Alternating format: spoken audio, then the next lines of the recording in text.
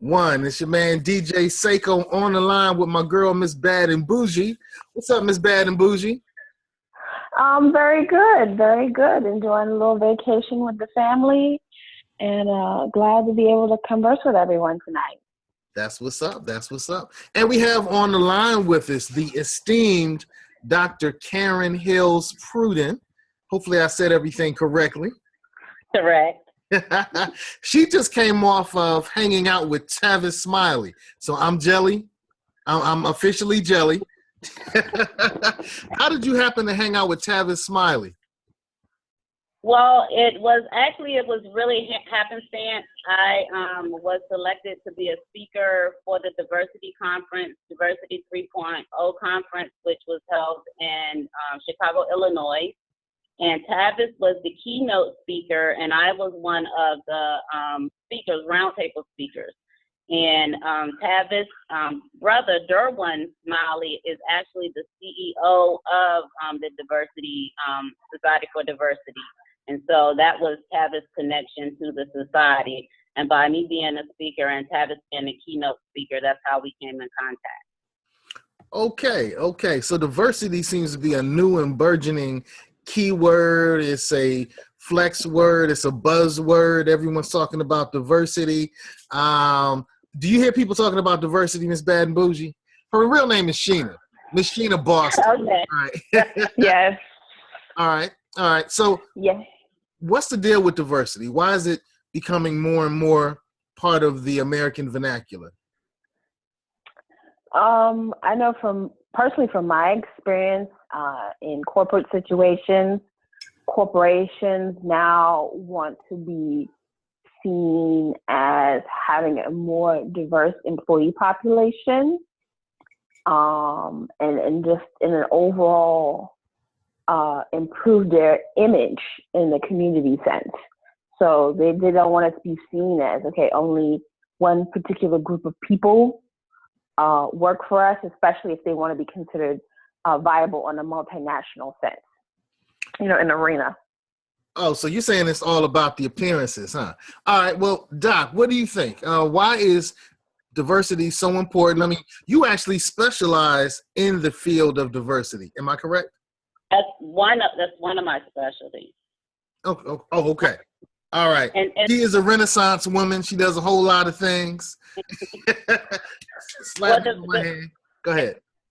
Diversity is one of the elements of human resources, which is what I do.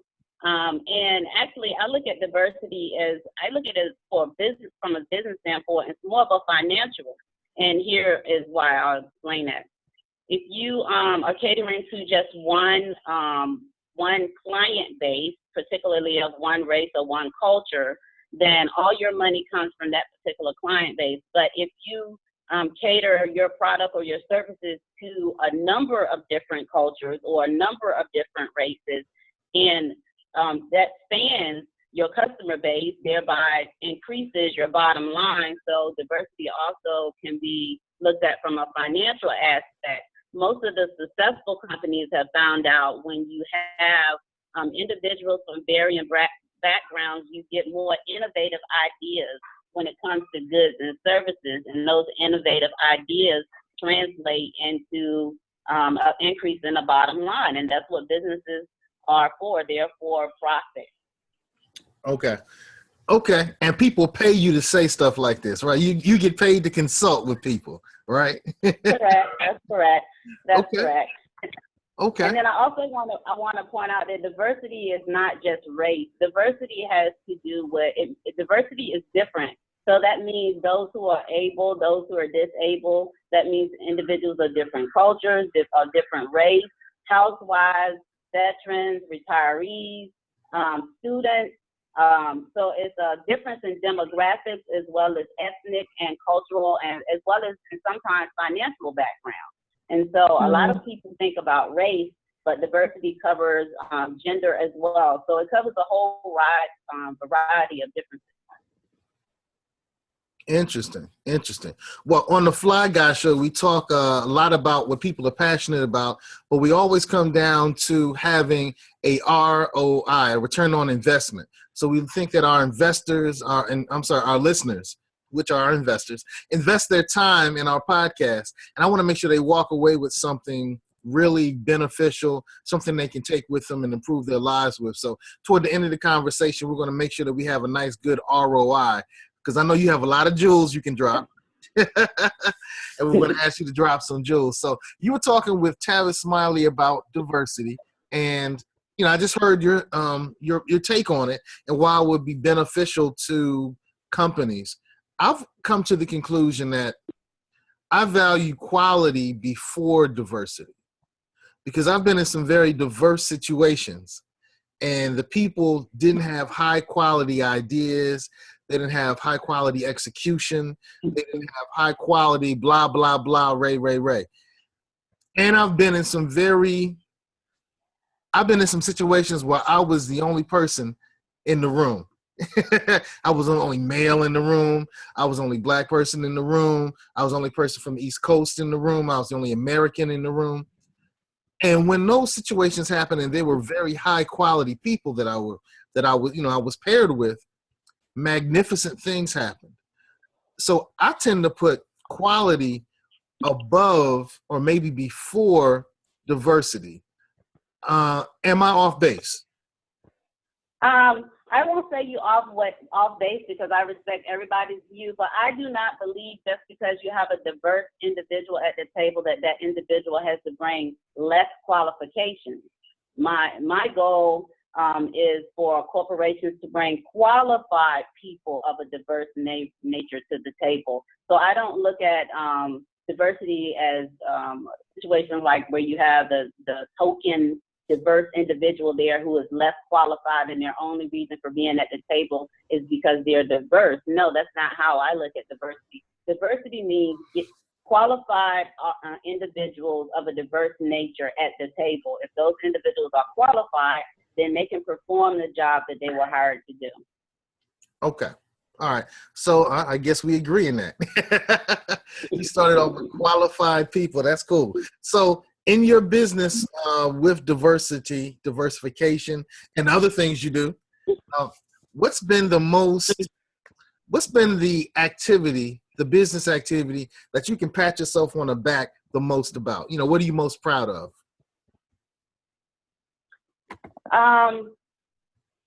The thing that I'm most proud of has nothing to do with diversity. So can I talk about that?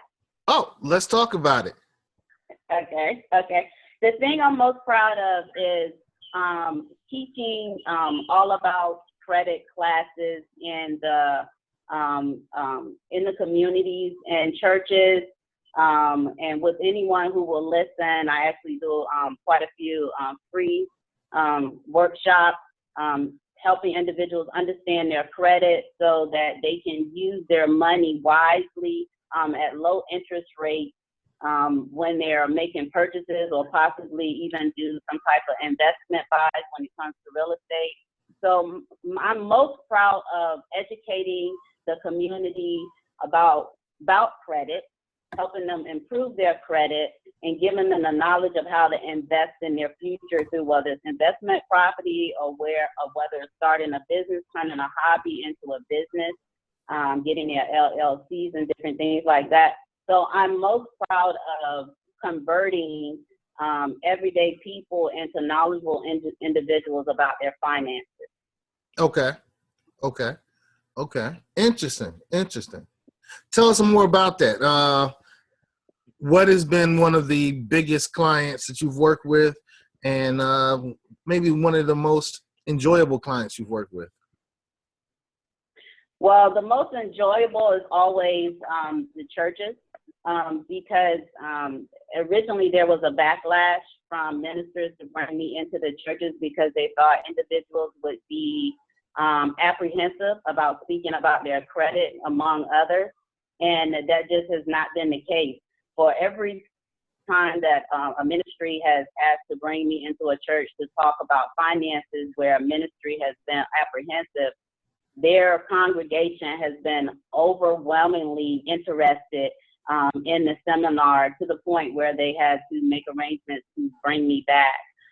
So I find that quite interesting that for some reason the ministerial leaders think that their parishioners would not want to talk publicly about their situation. But I also think that that's one of the problems with the churches, is that everything is kind of hush-hush. Nobody wants to talk about anything publicly, so we can't correct those things that are wrong. And some people are just not good money managers, and they don't have the information.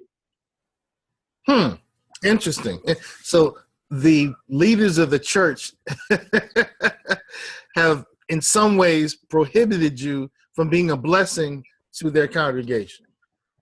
Well, and that's what the feedback that I have gotten from individuals who want to bring me in. Once I get in, they tell me about the battle after the fact that they had to bring me in, and they tell me about the apprehension of their pastor about bringing me in.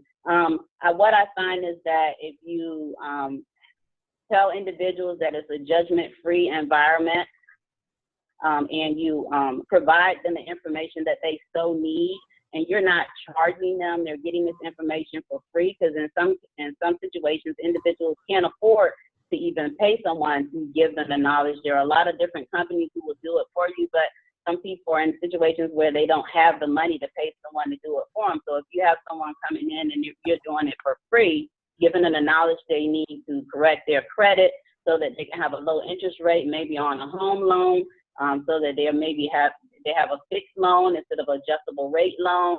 There's just so many advantages to having good credit, so that you can do more of what you want to do with your money as opposed to paying high interest rates. Why did you get so passionate about that? I tell you, it came out of a need. When I was in college, I had an experience where when I was in Norfolk State, all you had to do was show your college ID to get a credit card. And so when I was in my freshman year, I had about 20 to 25 credit cards. And I remember that from college. Yeah, I remember that from college. They were vultures. Yes, Oh, yes. man. And so I was only able to pay the minimum amount on those credit cards because I had so many. And so I had to figure out a way to pay off that debt and do it with the dollars that I had at that time, which was very limited. And so I'm a readaholic, so I read everything that I could get my hands on. And so I taught myself the quickest and the best way to pay off my credit cards while I was in school. And I actually used the snowball method, which is a Dave Ramsey method. But this whole passion for credit was birthed out of, I once had a need to know how to do it. I taught myself, and now I'm teaching others. Wow. I also use the Dave Ramsey method. I've gone through Financial Peace University 2.5 times. I still need to finish the last half of the second, make my third. But I've also become a fan of his plan. I also listen very heavily to Rabbi David Lappin. And also there's a sister who does financial presentations. I can't think of her name right off the top of my head right now. I tell you. You're not talking, is it Tiffany Alizé, the budget Nista? No, my wife told me about her. I actually follow her as well. I'm in her investment club. Her story is awesome as well. She's one of the sisters who keep me motivated about, you don't have to charge to impart your knowledge to everybody, that you can do something for free, because she actually started out doing free seminars, and it helped elevate my passion for, don't always look for the dollar, just impart the knowledge and just help people.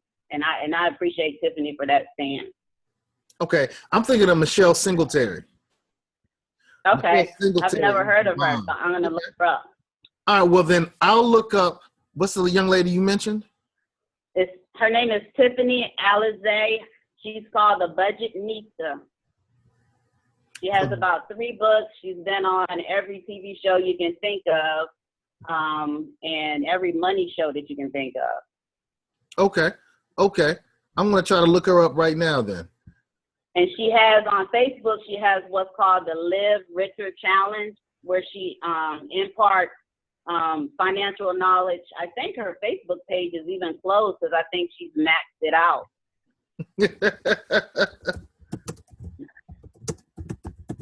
There she is.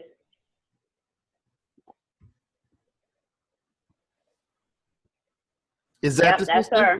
That's her. Okay. That's Tiffany. The Budgetnista. That's what's up. Okay, well, we'll definitely have to check her out. So your content, do you have any content online? I don't at this time. Okay.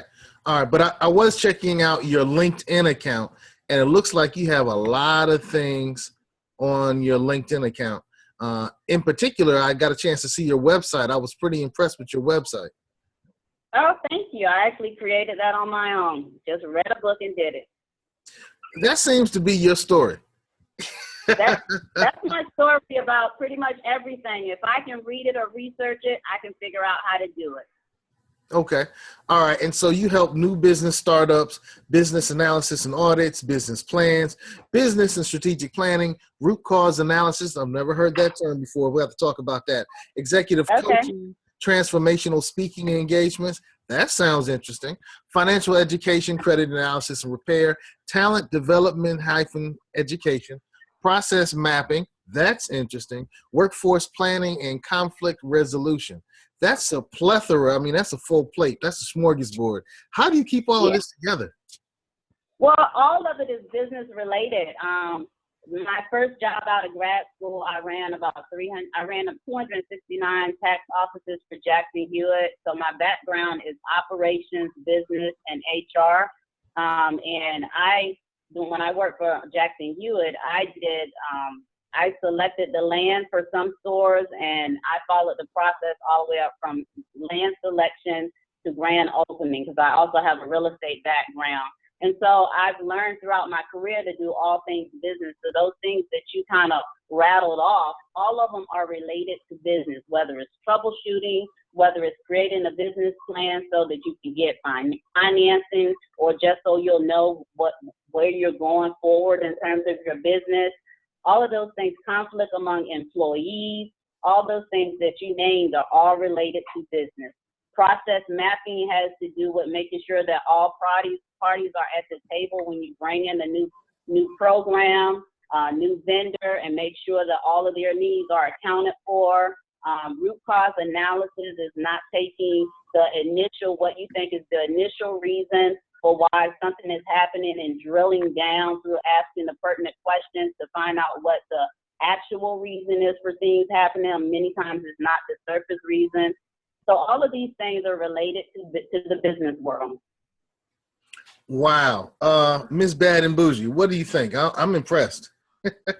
I am very impressed. Usually you don't find someone who has experience in dealing with all aspects of the needs of operation. Generally, you find someone who's very good at operations, but either doesn't like or doesn't care about the accounting or the back office processes that are needed to keep the business running smoothly.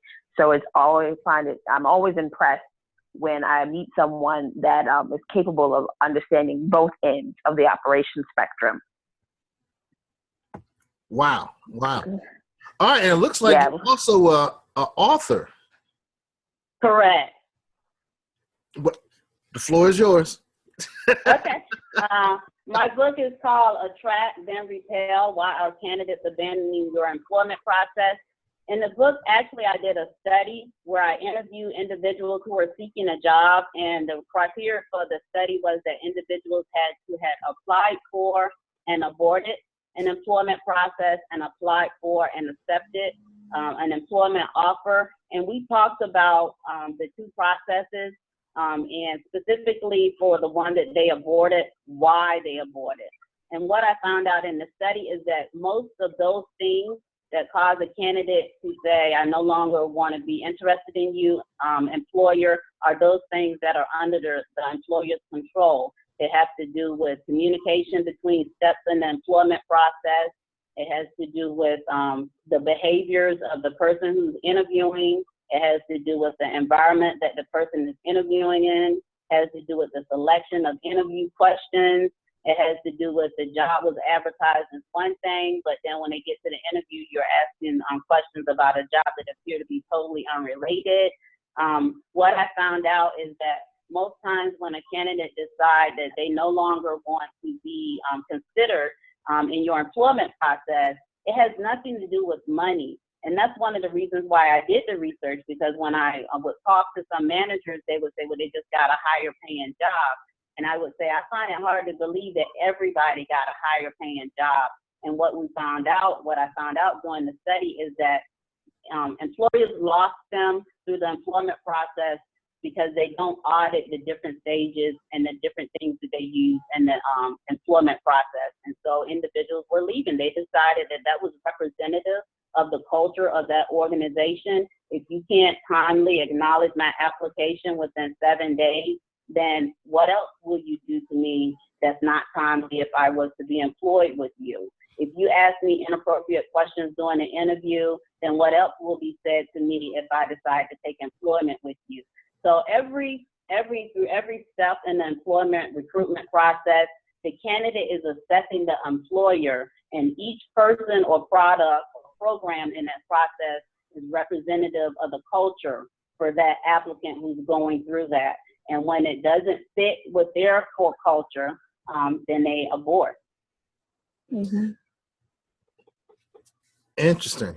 Now, this is a space that most people don't even really think about, helping employers to make sure that they actually keep the candidates that are coming to them for it. That kind of blows my mind that somebody would say, oh, nah, this company seems a little janky, so I think I'm going to I'm going to retract my application. That in today's economy, that really kind of blows my mind. But from what I'm seeing with your shaking head, that happens frequently. You wrote a book about it, and it's probably happening at very high-paying jobs. Yeah, well, not always high-paying jobs. Individuals who are qualified and who have choice, they know their value. If you think that they're wonderful, then the employer next door thinks that they're wonderful too. Your competitor thinks that they're wonderful too. It's more so with those individuals who know their value. They know that they don't just have to accept any job, that they can accept a job that meets their personal fit, and work in a culture where they feel comfortable working as well. So it's those individuals who know their value that will abort a process because they know that they can find a job elsewhere that fits their skills in the culture that they feel comfortable in. Wow. Wow. Can you give us an example of a company that you helped without naming names? A company that I helped without naming, well, a very large for-profit, combination for-profit and nonprofit was losing candidates because they were not acknowledging applications quickly. They had an automated system. Just because you have an automated system, sometimes the system does not always work as programmed. And so the system was supposed to acknowledge applications upon receipt. The system was not acknowledging applications upon receipt. Applications were sitting there for a while, a couple of weeks, 2, 3, maybe 4 weeks, until the manager got around to see if an application was in the system, and they were losing candidates. How do you go about fixing something like that? You have to audit. You have to audit every step of your employment recruitment process, from the ads that you place online or in print media, to the questions that are asked, to the time that's taken to follow up and inform and communicate with the candidate throughout each step throughout the process. So you have to take a look at your process and the representatives of your process and make sure that everything is working as you want it to work, and make sure that those representatives, people who are interviewing, the people who are answering the phone, are exhibiting the characteristics that you want them to exhibit when it comes to representing your company, those positive characteristics. Okay. So you have to stay on, you have to audit it. What else do you do? I do a lot. I believe in multiple streams of income. I think if you rely on one particular form of income, you kind of hold yourself hostage to that one particular income. If you have 3 or 4 different streams of income, if one falls short or if one is slow, then maybe you can ramp up the other 2. So I encourage everyone to have some type of multiple streams of income. I myself, I do consulting. I also have work for an employer. I do real estate. I have an online eBay store. So I do a number of things to bring in money. Mm-hmm. Wow. And you're a savvy investor because you mentioned something about an investment club. Correct. I'm in Tiffany's Investment Club. Okay. Is that something you would recommend to others?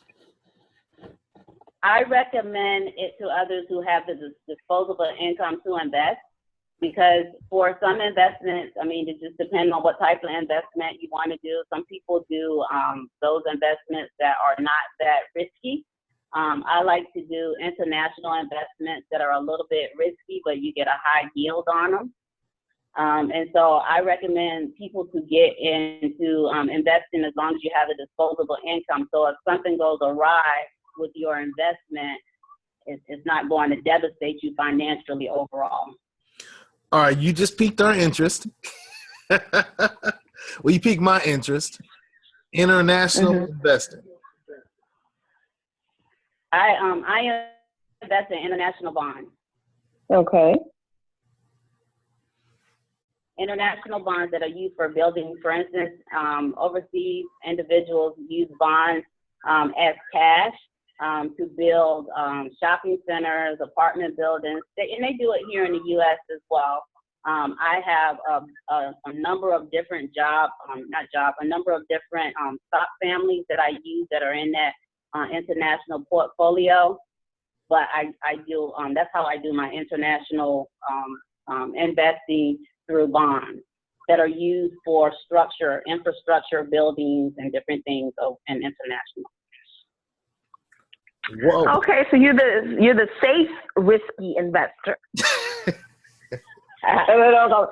Safe, risky investor. I'm like, you're gonna build something. It's not, so generally with bonds, it's whether it be domestic or overall, it is considered more safe. And then the risk part would be that it's international. But she adds, I like that you add in additional structure by buying bonds that are for fixed projects. Correct. But my background is also real estate. And so I believe in real estate domestically as well as internationally, because real estate is used over and over and over again, and it changes ownership.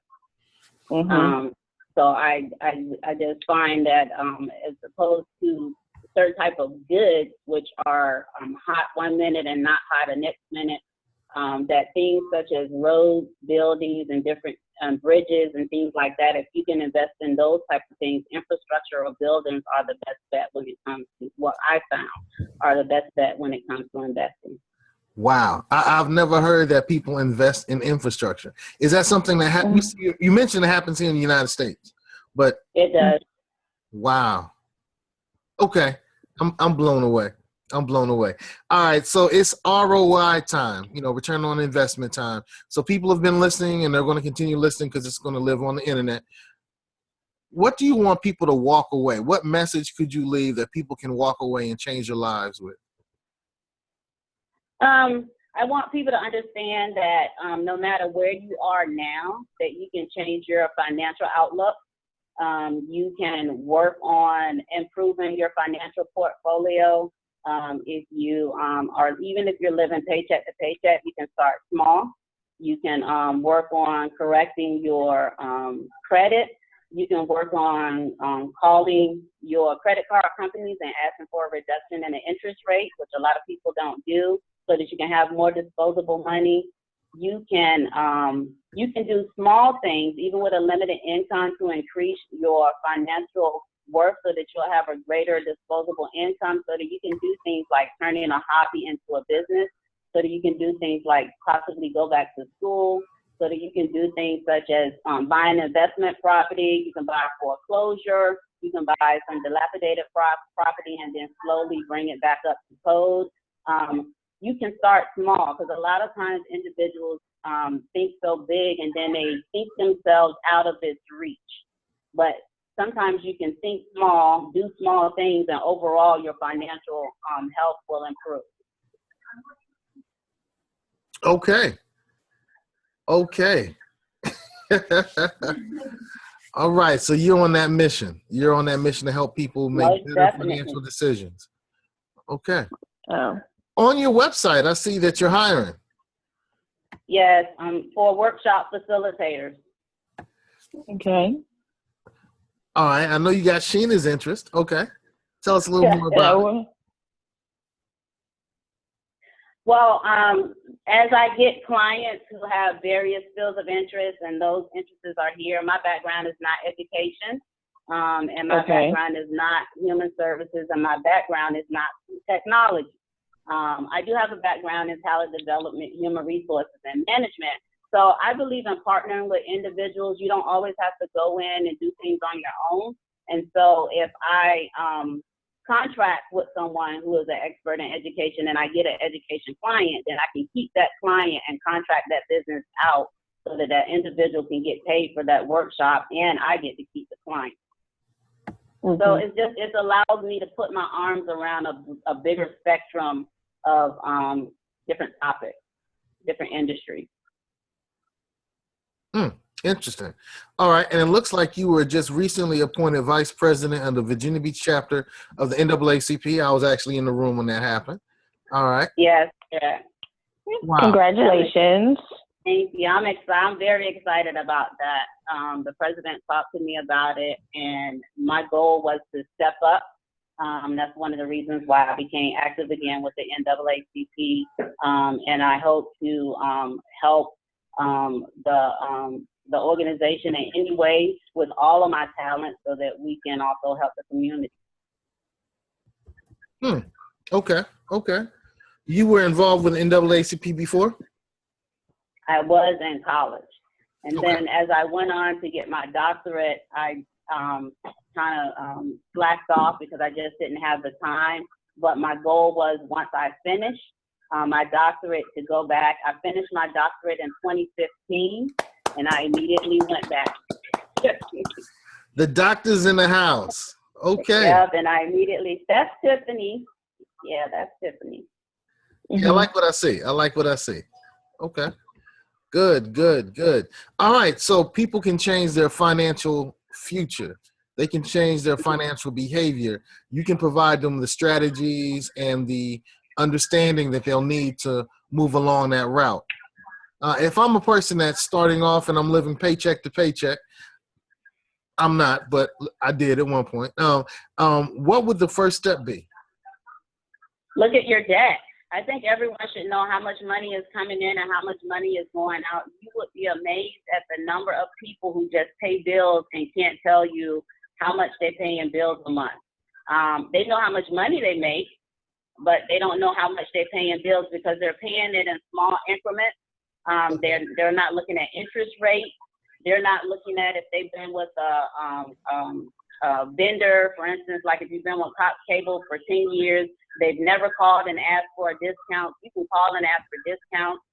You can pay less of your money out. You can call and ask for a reduction in your credit card interest rate when you have at least at a minimum 1 year of paying on time with them. You can call and ask for a reduction as long as it's not a secured card. They don't do that for secured cards. But people don't call and ask for their money back. I call that asking for your money back. I've been a customer of yours for however many years. You fill in the blank. What are you going to do to keep my business? They will keep your business. They have whole departments that's their job, is to keep your business. And people do not understand how much power they have. So when you have a very limited income, that's when you need to be smart. That's when you need to make those phone calls. That's when you need to write those letters to get the reductions. And so I would say to one who are living paycheck to paycheck, start making those calls, get some of your money back. Wow. What are you going to do to keep my business? That's a powerful statement. Wow, that's and that's the type of question that a powerful person would ask. Wow. I think that's the ROI. That's the ROI for the night. What do you want to do to keep my business? Yep. Wow. I'm just letting that marinate for a second. Okay. All right. So we have about a minute left. I don't know if you keep up with current, pop culture, but the rapper Jay-Z came out with an album, 444. And in the album, he talks about responsibility, financial responsibility. He talks about building wealth. He even talks about credit, obtaining good credit. I didn't. Have you heard anything about the conversation with Jay-Z and his? I haven't. I did hear that he dropped the album, and I believe even his daughter is on his album in some kind of manner, but I haven't heard, what was on the album. I just heard that he dropped the album. Well, I think we need to have a follow-up conversation. He has a song called The Story of OJ. He has a song called The Story of OJ. And in that song, he drops a couple of things. He says, what's better than being able to spend money at a strip club? Credit. Everything. Yeah, I know that's right. Credit. And then the next line is, how do you think the Jews got all the real estate in America? That's how they did it. And I was like, whoa. It's just, so I would love to hear your thoughts after we watch. We're going to watch that. We're going to watch that together. The Story of OJ. Check that out. Okay. All right.